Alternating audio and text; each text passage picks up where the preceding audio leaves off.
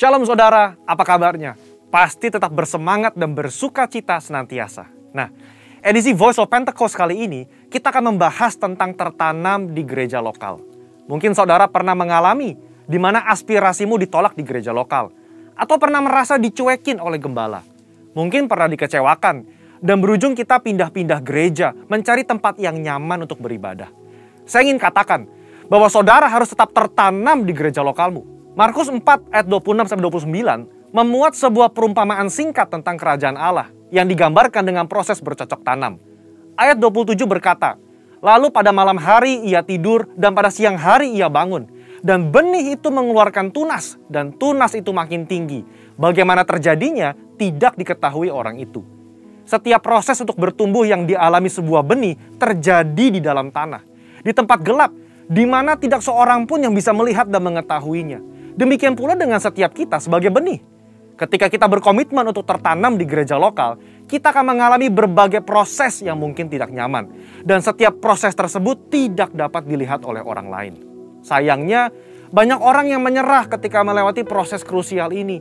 Banyak yang tergoda untuk melihat rumput tetangga yang selalu terlihat lebih hijau dibandingkan rumput di rumah sendiri. Ingat, yang terlihat oleh mata kita hanyalah hasil akhirnya yang sudah tampak baik.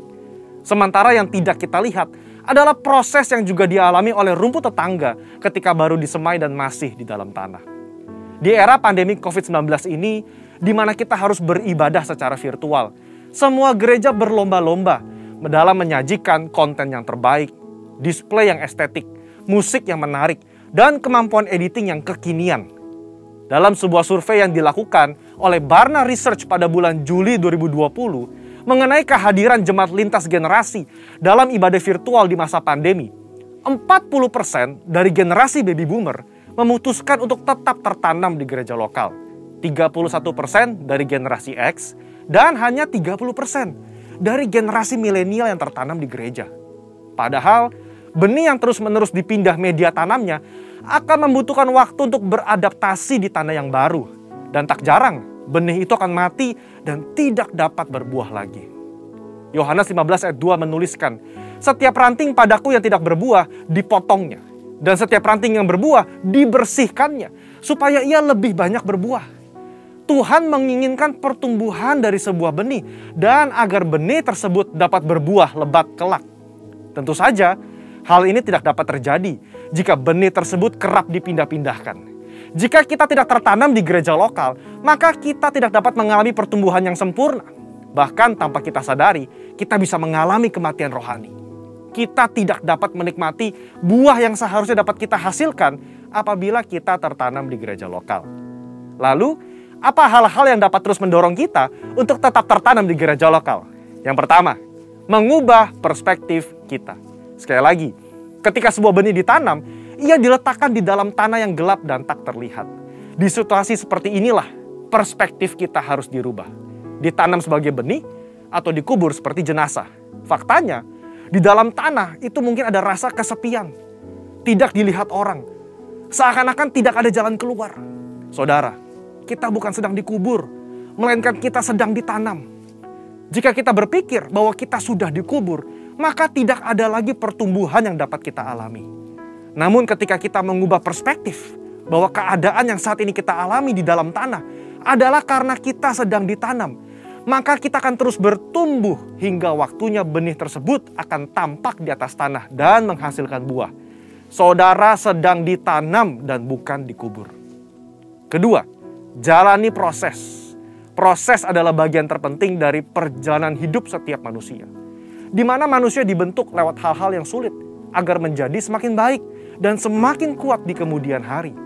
Alkitab berulang-ulang menggambarkan hidup manusia bagaikan tanah liat di tangan tukang periuk. Sebelum menjadi bejana, maka tanah liat harus melalui proses diremukan, ditekan, bahkan dimasukkan ke dalam tungku untuk dibakar sebelum bejana tersebut jadi sempurna. Tidak ada seorang pun yang luput dari proses. Ingat, proses inilah yang menentukan seberapa kuat akar yang akan kita hasilkan untuk menyokong seluruh pertumbuhan kita nantinya. Oleh sebab itu, mengalami berbagai proses di gereja lokal adalah hal yang wajar agar kita sebagai benih dapat memiliki akar yang kuat. Dalam proses itulah Tuhan sedang membentuk karakter kita agar semakin serupa dengan Kristus. Yang ketiga, berhenti membanding-bandingkan. Kita tahu cerita tentang Lea yang selalu merasa tidak dicintai oleh suaminya Yakub. Karena Yakub lebih cinta kepada Rahel, istri keduanya. Pada saat itu, Lea melahirkan 3 anak laki-laki bagi Yakub, sementara Rahel mandul. Lea yang terus-menerus membandingkan cinta dari Yakub kepada Rahel merasa sedih, tertekan, kesepian, sampai ia mencurahkan perasaannya lewat arti nama yang diberikan ketiga anaknya. Kalau Lea terus-menerus membandingkan dirinya dengan Rahel, ia tidak dapat melihat berkat yang diberikan Allah kepadanya, yaitu anak-anak yang dikaruniai.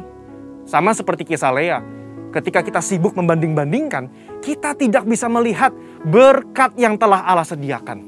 Dalam konteks ini, ketika kita terus membanding-bandingkan gereja lokal kita, pemimpin kita, rekan sepelayanan kita dengan gereja orang lain, kita tidak dapat melihat berkat dan tujuan yang telah Allah tetapkan ketika ia menempatkan kita di gereja lokal kita saat ini.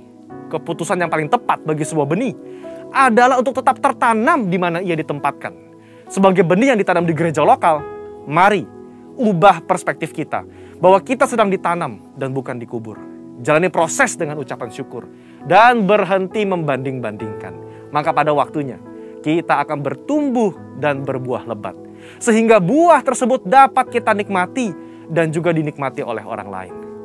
Untuk penjelasan lebih lengkapnya dari tim teologi kami, silakan buka link yang ada di atas atau scan QR Code yang tersedia.